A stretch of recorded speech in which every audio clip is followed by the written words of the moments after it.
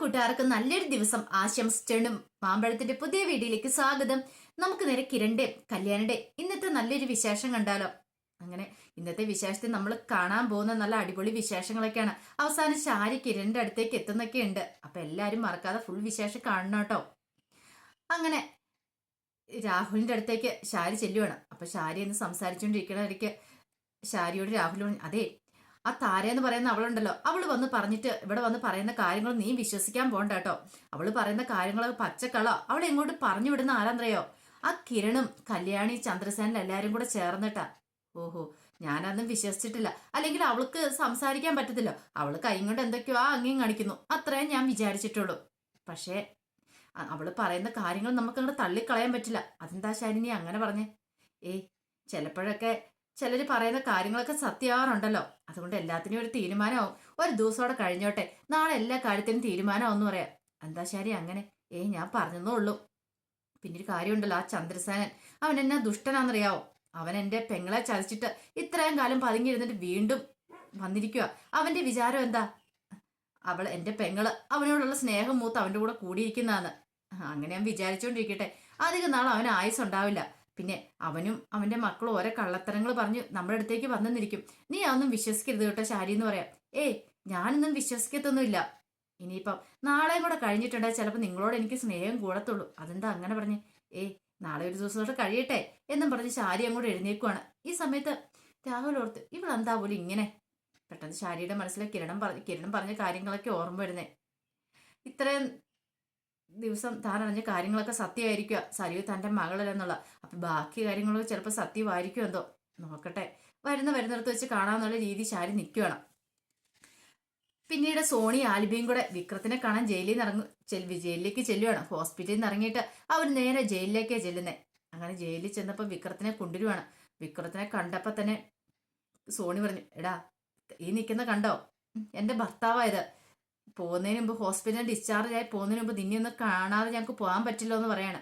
പെട്ടെന്ന് ആൽബി, നീ എന്താടാ വിചാരിച്ചേ? നീ തല്ലിക്കഴിയുമ്പോൾ ഞാൻ അങ്ങോട്ട് മരിച്ചു പോകുന്നു വിചാരിച്ചോ? അതൊക്കെ വെറുതെ നിന്റെ തോന്നല് മാത്രമാടാ. ഒരിക്കലും അങ്ങനെ സംഭവിക്കാൻ പോകില്ല. കാരണം നിന്നെപ്പോലൊരു ദുഷ്ടൻ നിനക്കിട്ട് ഇനി പണി തരാനായിട്ട് ആൾക്കാരുണ്ടാ. നീ ധൈര്യമായിട്ടിരുന്നോ, നീ ഇവിടെ നിന്ന് ഇറങ്ങുന്ന കാത്തിരിക്കുക ഞങ്ങള്. പെട്ടെന്ന് വിക്രം പറഞ്ഞു, അല്ല എന്തിനു വേണ്ടി നീയൊക്കെ ഇങ്ങോട്ട് വന്നേ? നീയൊക്കെ വരുന്നതെന്ന് അറിയുവാണെങ്കിൽ നിന്നെ ഒന്നും കാണാൻ വരാൻ പോലും ഞാൻ കൂട്ടാക്കില്ലായിരുന്നു. പെട്ടെന്ന് സോണി പറഞ്ഞു, നീ വന്നില്ലെങ്കിൽ നിന്നെ വരുത്തിക്കാൻ ഞങ്ങൾക്ക് അറിയാടാന്ന് പറയാ. നീ അത്രമാത്രം ചതിയായി ചെയ്തേ.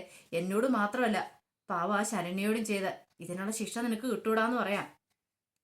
ഈ സമയം ആൽബി പറഞ്ഞു, എടാ നിനക്ക് നാണമുണ്ടോ? നീ എത്ര വട്ടം വീട്ടിൽ വന്ന് ഈ കല്യാണം മുടക്കാനായിട്ട് ശ്രമിച്ചു. അതും പോരാഞ്ഞിട്ട് കല്യാണം കഴിഞ്ഞ സമയത്ത് വീണ്ടും നീ മോഷ്ടിക്കാനെന്ന് വ്യാജന ഞങ്ങളുടെ വീട്ടിൽ കയറിയേക്കുന്നു.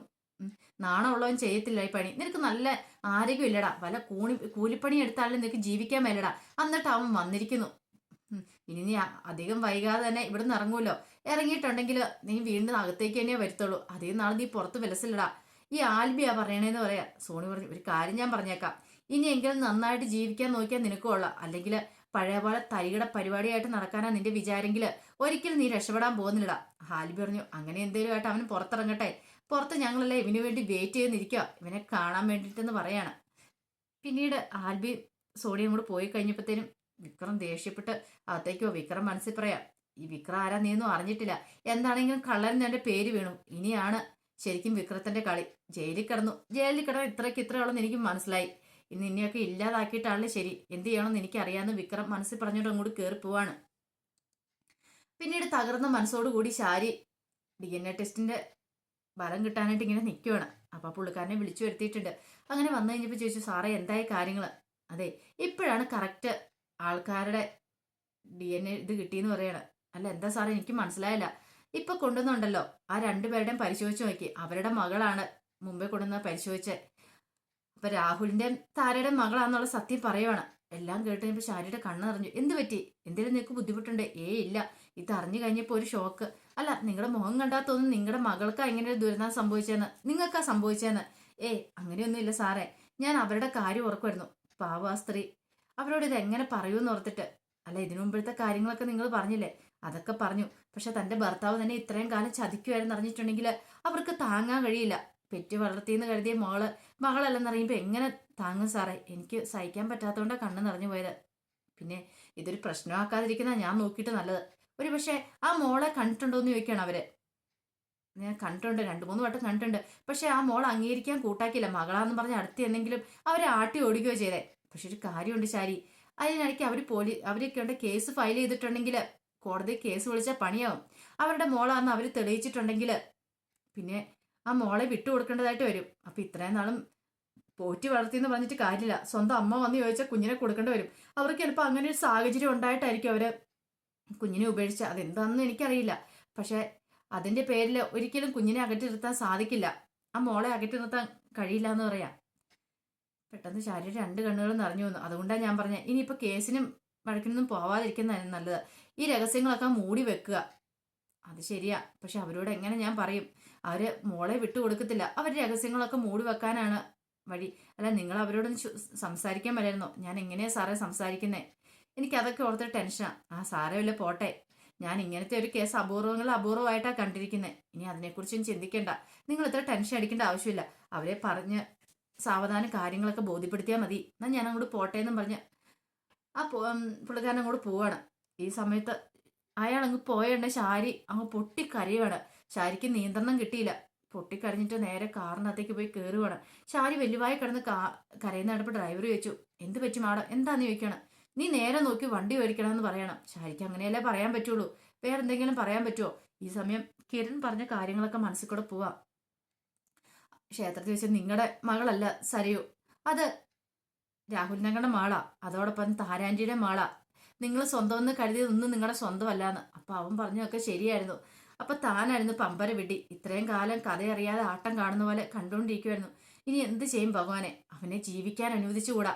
അവന് എന്തേലും ചെയ്തേ പറ്റുള്ളൂ. ഇത്രയും കാലം തന്റെ കൂടെ കിടന്ന് തന്നെ വഞ്ചിക്കുമായിരുന്നു. ശാരിക്ക് സമനില തെറ്റുന്ന പോലെ തോന്നി. പിന്നീട് ശാരി കിരണിനെ കാണാനായിട്ട് ചെല്ലുവാണ്. അങ്ങനെ കിരൺ ശാരിക്ക് വേണ്ടി വെയിറ്റ് ചെയ്ത് നിൽക്കുമ്പോൾ ശാരി തകർന്ന മനസ്സോടുകൂടി ഇറങ്ങി വരുവാണ്. അങ്ങനെ ഇറങ്ങി വന്നപ്പോൾ ശാരിയുടെ മുഖം കണ്ടപ്പോൾ കിരൺ എന്തോ സംശയം. എന്ത് പറ്റി? ആ പഴയ വീറും വാശിയൊന്നും കാണുന്നില്ലോ. മുഖം എന്താ വല്ലാതിരിക്കണേ? പെട്ടെന്ന് ശാരി കിരണിന്റെ നേരെ നോക്കി കൈ കൂപ്പുവാണ്. കിരണിന് അന്താളിപ്പുണ്ട്. എന്ത് പറ്റി? സത്യങ്ങളൊക്കെ അറിഞ്ഞോ? സരിയോ നിങ്ങളുടെ മകളല്ലെന്ന് അറിഞ്ഞോ എന്ന് ചോദിക്കുക. അത് ഞാൻ മുമ്പേ അറിഞ്ഞായിരുന്നു. എന്നിട്ടോ? പക്ഷെ എനിക്ക് ചില സംശയങ്ങളൊക്കെ ഉണ്ടായിരുന്നു. ആ എലിസബത്ത് ആയിരുന്നു അതെന്നോട് പറഞ്ഞേ. പക്ഷെ എലിസബത്തും കിരണും കൂടെ സംസാരിക്കുന്നുണ്ടപ്പോൾ ഞാൻ വിചാരിച്ചു കിരൺ പൈസ കൊടുത്ത് പറയിച്ചാന്ന്. അതുകൊണ്ട് ഞാൻ ആ കാര്യം വിശ്വസിച്ചില്ല. പക്ഷെ ഇപ്പം ഞാൻ അത് വിശ്വസിച്ചു. അല്ല, ഇപ്പം വിശ്വസിക്കാൻ കാരണം വീണ്ടും DNA ടെസ്റ്റ് നടത്താൻ കൊടുത്തായിരുന്നു. അതിനകത്തൊന്നും അറിഞ്ഞു സാരിയോ എൻ്റെ മകളല്ല, പകരം രാഹുലേട്ടൻ താരയുടെ മകളാന്നുള്ള സത്യം കൂടെ ഞാൻ അറിഞ്ഞു പറയാം. കിരണിന് മനസ്സിലായ സത്യങ്ങളൊക്കെ ഇവർ അറിഞ്ഞിട്ടുണ്ട്. കിരൺ പറഞ്ഞു, ഇതൊക്കെയല്ല നിങ്ങൾ നേരത്തെ പറഞ്ഞേ. പക്ഷെ അന്നൊന്നും നിങ്ങൾ വിശ്വസിക്കാൻ കൂട്ടാക്കില്ല. പിന്നെ എലിസബത്ത് ആന്റി എൻ്റെ അടുത്ത് വന്നിട്ടുണ്ടെങ്കിൽ അവരുടെ വീട് പുതുക്കി പണിയുന്ന കാര്യം പറയാൻ വേണ്ടി എൻ്റെ അടുത്ത് വന്നേ. അങ്ങനെ ഞങ്ങൾ രണ്ടും അവരെക്കാൾ സംസാരിച്ചിട്ടുണ്ടായിരുന്നു. ഓ, അപ്പൊ നിങ്ങൾ അതൊക്കെ കണ്ടല്ലേ എന്ന് ചോദിക്കണം. ഞാനത് കണ്ടായിരുന്നു എന്ന് പറയാം. ശരി. അല്ല, ഞാനൊരു കാര്യം ചോദിച്ചോട്ടെ, നീ കിരൺ മോൻ എങ്ങനെ ഈ കാര്യങ്ങളൊക്കെ അറിഞ്ഞെന്ന് ചോദിക്കുക. അതോ, എൻ്റെ അച്ഛന് പറഞ്ഞിട്ടുണ്ടായിരുന്നു ഈ പറയുന്ന താരയുമായിട്ട് എൻ്റെ അച്ഛനൊരു ബന്ധവുമില്ല, അച്ഛൻ പറയുന്ന കാര്യങ്ങളൊക്കെ സത്യമാണ്. പക്ഷേങ്കിൽ അതൊന്നും വിശ്വസിക്കാൻ ഞാൻ ആദ്യം കൂട്ടാക്കില്ല. പിന്നെ അതിന്റെ സത്യാവസ്ഥ കണ്ടെത്താൻ ഞാൻ തീരുമാനിച്ചു. അങ്ങനെ അവസാനമാണ് കുമാരനിൽ എത്തിയത്. കുമാരനാണ് കാര്യങ്ങളൊക്കെ പറഞ്ഞേ. അന്ന് ശരിയാൻ്റെ പ്രസവിക്കുന്ന സമയത്ത് കുഞ്ഞു മരിച്ചുപോയ സമയത്ത് എൻ്റെ രാഹുൽ എന്ന് പറയുന്ന അങ്കിള് ചെയ്ത കാര്യം ദുഷ്ടത്തരം. അങ്ങനെ കുമാരനൊരു കുഞ്ഞിനെ കൊണ്ടേ കൊടുത്തു. ആ കുഞ്ഞിനെ രാഹുൽ അങ്കിള് കൊണ്ടേ ശാരിയാൻ്റെ അടുത്ത് കിടത്തിയത്. കുഞ്ഞു മരിച്ചുപോയെന്ന് അറിയിക്കാതെ തന്നെ. പക്ഷെ അങ്കിളിന് ആ സമയം ഒരു സത്യം അറിയത്തില്ലായിരുന്നു. ഇത് താരാൻറ്റിയുടെ മോളാന്നുള്ള സത്യം. ആ തൻ്റെ സ്വന്തം ചോരയാന്നുള്ളത്. താരാൻറ്റി പ്രഗ്നന്റ് ആയി കഴിഞ്ഞപ്പോൾ പ്രസവിച്ചു കഴിഞ്ഞപ്പോൾ വീട്ടുകാരൊന്നും ആ കുഞ്ഞിനെ വളർത്താൻ സമ്മതിച്ചില്ല. അങ്ങനെ കുമാരൻ്റെ കൊടുത്തു വിടുമായിരുന്നു. ആ കുഞ്ഞിനെയാണ് കൊണ്ടുവന്ന് കിടത്തിയത്. അവസാനം രാഹുലങ്ങളുടെ സത്യങ്ങളൊക്കെ അറിയണേന്ന് പറയാം. ശാരി വാവിട്ട് നിലവിളിക്കുമായിരുന്നു. ശാരിക്ക് എന്ത് ചെയ്യണമെന്ന് അറിയത്തില്ല. എന്നോട് ക്ഷമിക്കും മോനെ, ഞാൻ ഒത്തിരി ദുഷ്ടത്തരവ് കാണിച്ചിട്ടുണ്ട്. പക്ഷെ ഞാനൊന്നും അറിഞ്ഞിരുന്നില്ല. ഇനിയിപ്പോൾ അതൊക്കെ പറഞ്ഞിരുന്നിട്ട് കാര്യമൊന്നുമില്ല. കണ്ടു, ഞാൻ അയാളെ വെറുതെ വിടാൻ പോകുന്നില്ല. അയാളെയും കൊല്ലൂന്ന് പറയാം. കൊന്നിട്ട് എന്താവാനായിട്ടാ? പോയി ജയിലിൽ കിടക്കാനാണോ? ജയിലെങ്കിൽ ജയില്, എന്തായാലും കുഴപ്പമില്ല. അങ്ങനെയൊന്നും വിചാരിക്കരുത്. അതെ, കഴിഞ്ഞു. ഇനിയെങ്കിലും നിങ്ങൾ നേരെയാവാൻ നോക്ക്. ഒരു കാര്യം ഞാൻ പറയാം. ഈ സത്യം നിങ്ങൾ തുറന്നു പറയാതിരിക്കാൻ നല്ല ആരോടും. ഞങ്ങൾ ആരോടും തുറന്നു പറയാൻ പോകുന്നില്ല. പക്ഷെ വേറൊരു കാര്യമുണ്ട്. ഞങ്ങൾക്കൊരു ഉപകാരം ചെയ്തു തരണം. എൻ്റെ അച്ഛനും അമ്മയും ഞങ്ങളുടെ ഒന്നിച്ച കാര്യം ഒരു കാരണവശാലും നിങ്ങളുടെ ഭർത്താവും മോളും അറിയാൻ പാടില്ല. മനസ്സിലായല്ലോ? ഒരു പാല വിട്ട് അങ്ങോട്ടും ഇങ്ങോട്ടും വേണം. ശരി, ഞാനിത് ആരോടും പറയത്തില്ല. ഉറപ്പാണല്ലോ? ഉറപ്പാന്ന് പറയാ. അന്നേ നിങ്ങളെ ഞാൻ സഹായിച്ചോളാം. നിങ്ങൾ എന്ത് ആവശ്യം ഉണ്ടെങ്കിലും എന്നോട് പറഞ്ഞാൽ മതി. നിങ്ങൾ കാര്യങ്ങളൊക്കെ ഞാൻ നടത്തി തന്നോളാം. പിന്നെ ഇതിന്റെ പേരിൽ ഒരു ടെൻഷൻ അടിക്കേണ്ട, സങ്കടപ്പെടേണ്ട ആവശ്യമില്ല. ശാരിയുടെ മുഖം കണ്ടപ്പോൾ എത്ര ദുഷ്ടത്തരം കാണിച്ചാലും കിരണിന് പോലും സങ്കടം വന്നു. നെഞ്ചോട് ചേർത്തി വളർത്തിയ മകള് ഒരു നിമിഷം കൊണ്ട് ആരുമല്ലാന്നറിയുമ്പോൾ ഒരു പെറ്റമ്മയുടെ വേദന എത്രയാന്ന് കിരണിന് മനസ്സിലാക്കാൻ പറ്റുന്നുണ്ടായിരുന്നു. ശാരി പറഞ്ഞു, ഞാൻ ചെയ്ത ദുഷ്ടത്തരം. പാവം ചന്ദ്രസേനെ രൂപേനെ ഇത്രയും കാലം ഞാൻ അകറ്റി നിർത്തി. ഈ ഒരു പ്രശ്നത്തിന്റെ പേരിൽ അന്ന് എന്നെ രാഹുലേട്ടൻ പറഞ്ഞ് വിശ്വസിപ്പിക്കുകയോ ചെയ്തേ. പക്ഷെ എനിക്കറിയില്ലായിരുന്നല്ലോ സത്യാവസ്ഥ. അതിന്റെയൊക്കെ ശിക്ഷയായിരിക്കും എനിക്കിപ്പോൾ കിട്ടിയിരിക്കുന്നത്. ഇങ്ങനെ പറഞ്ഞിട്ട് കിരണിനെ നോക്കി വീണ്ടും കൈ കൂപ്പിട്ട് ശാരി അങ്ങോട്ട് പോവാണ്. ശാരി പൊട്ടിക്കരഞ്ഞോണ്ട് അങ്ങോട്ട് പോയി വണ്ടിയിലേക്ക് കയറുന്നത്. ഈ സമയത്ത് കിരണൻ നോക്കി നിൽക്കുക. അപ്പൊ അതിന്റെ വിശേഷങ്ങളൊക്കെയാണ് നമ്മൾ കണ്ടത്. ഇതിന്റെ ബാക്കി വിശേഷങ്ങളുമായിട്ട് വൈകുന്നേരത്തെ പ്രൊമോയി വരാട്ടോ. ആദ്യമായിട്ട് കാണുന്നവരാണെങ്കിൽ ചാനൽ ഇഷ്ടപ്പെട്ടോ ഒന്ന് സബ്സ്ക്രൈബ് ചെയ്യാൻ മറക്കരുതേ.